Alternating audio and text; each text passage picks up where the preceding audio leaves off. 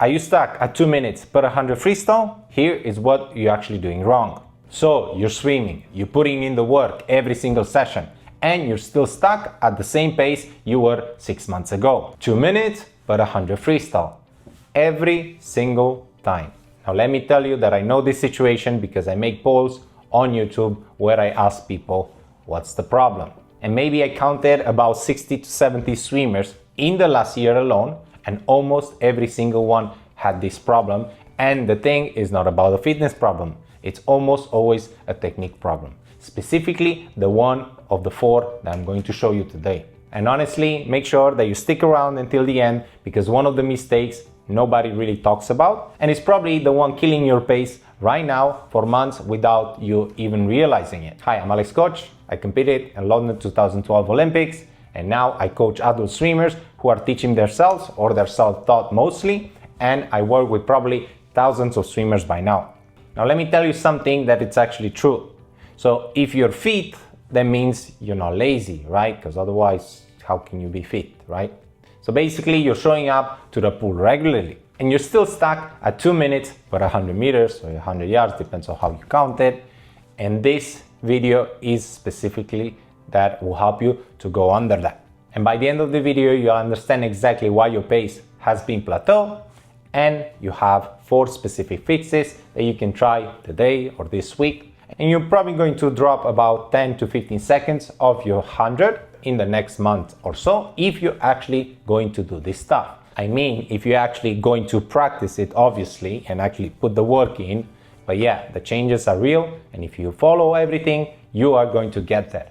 I'm going to cover 4 mistakes, and each one is literally that simple once you see it, and I'll give you a drill for each one, so you're not just nodding along the video and forgetting everything in the second that you hit the water next. Now let's start with the mistake number 1. Your hips are sinking and you don't know it. Now I spoke a lot about this in my swimming channel, but this is a good reminder why you cannot go under 2 minutes. Now right, so this is probably the biggest one why people get stuck at 2 minutes. You're basically swimming along and everything feels fine from your perspective, obviously. So what happens underwater? Your hips are dragging, literally like anchors. Now I see this a lot with a lot of adult swimmers. You're basically swimming uphill the entire length of the pool and you have no idea. Now why this thing happens? Your head position. Most self-taught swimmers look slightly forward. Now makes sense because you want to know where you're going. But your body position is like a seesaw. Let's say that this is the head. If your head comes even slightly bit up, your hips are dropping. If it comes more, obviously the hips are dropping even more.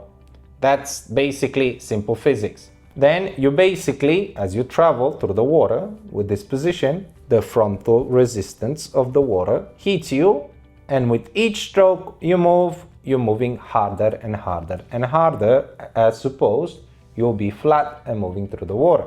Now to give you a bit of a further explanation, now think of it like this position will be like you're driving with the handbrake on. Now, obviously, you can do it, but everything else will be so much harder, and it's really exhausting. This is the same thing. Now, how do we fix it? Really simple. Keep your eyes down, not forward, but down. The water surface should be at your hairline and not on your forehead. But first, let's try to do this on land. So stand up straight, tuck your chin slightly, and that's your head position in the water.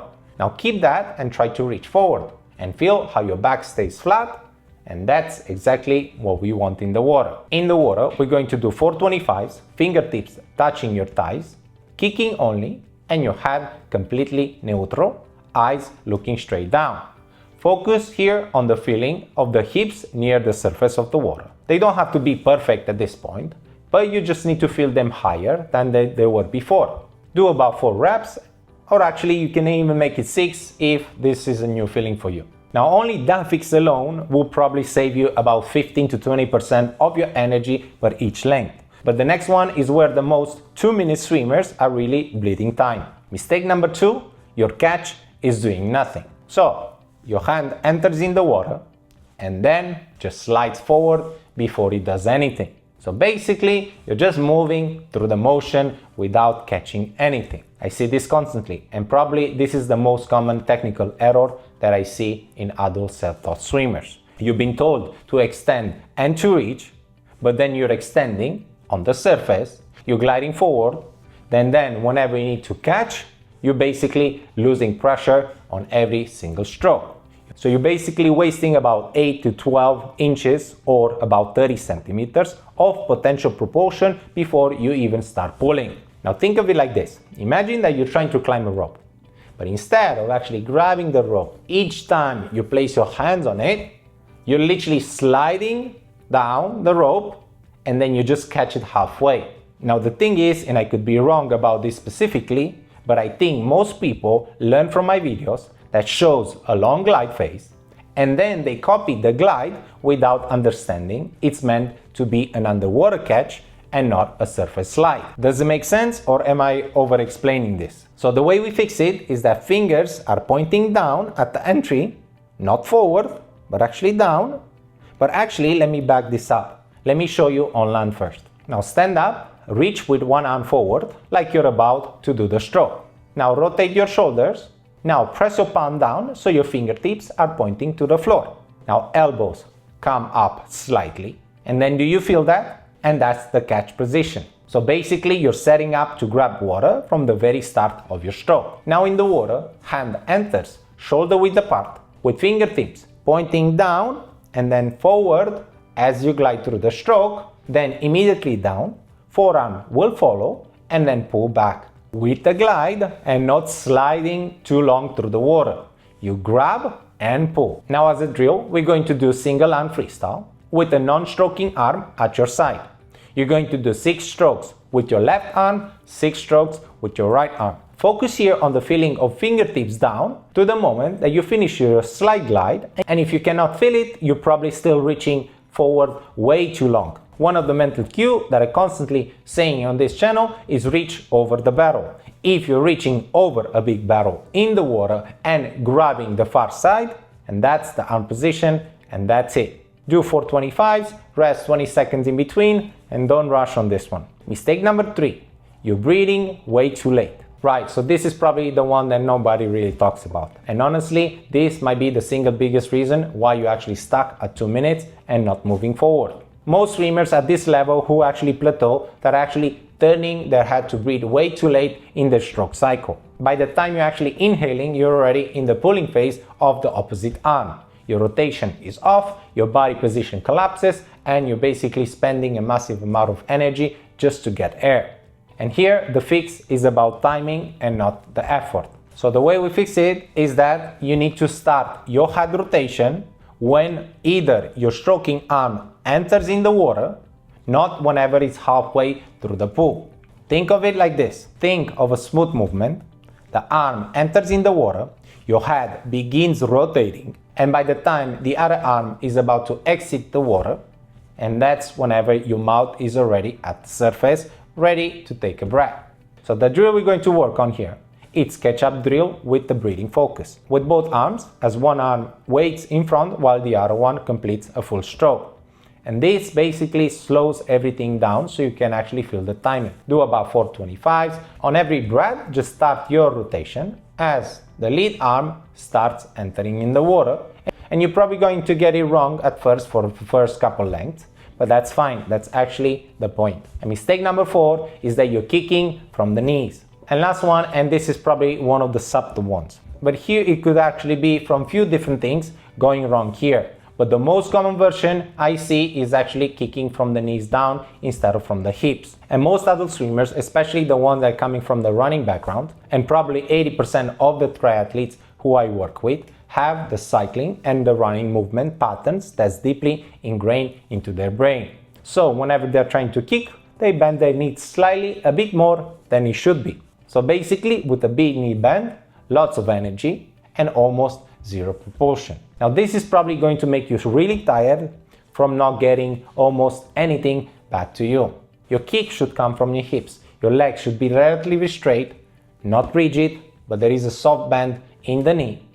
And then the movement is initiated from the glute and hip. The foot just follow, and your feet are just the end of a whip and not the engine. The way we fix it is think of a long legs And whenever you kick, imagine that your legs are actually slightly longer than they actually are. And this will naturally reduce the knee bend and shifts the movement back towards your hips. So the drill we're going to work on here is that we're going to do kickboard work, but with a twist. We're going to do 425s with the kickboard, but hold it vertically instead of horizontally. And this is actually called the tombstone kick, and it actually removes the urge to actually push off the board and forces you to find proportion from a proper hip-driven kick. And now we need to focus slightly on keeping those legs long, small movements from the hips, and ankles should be relaxed. And one of the mental cues here is that we need to have floppy feet, long legs, and say this to yourself every single length if you need to. And if you fix all these 4 things, here is what's gonna change. Your pace will drop, but not overnight, maybe within few weeks or actually real focus. You're probably going to look at about 10 to 20 seconds of your 100, maybe obviously depending on where you're actually starting. But I cannot promise you these numbers because everyone is different, but the direction is always the same. So you stop getting completely knackered after 200 meters, and that's something that exhausts you before you were hitting the wall. Because before that, it was actually the drag, it was the inefficiency of your stroke, and it was not necessarily the fitness.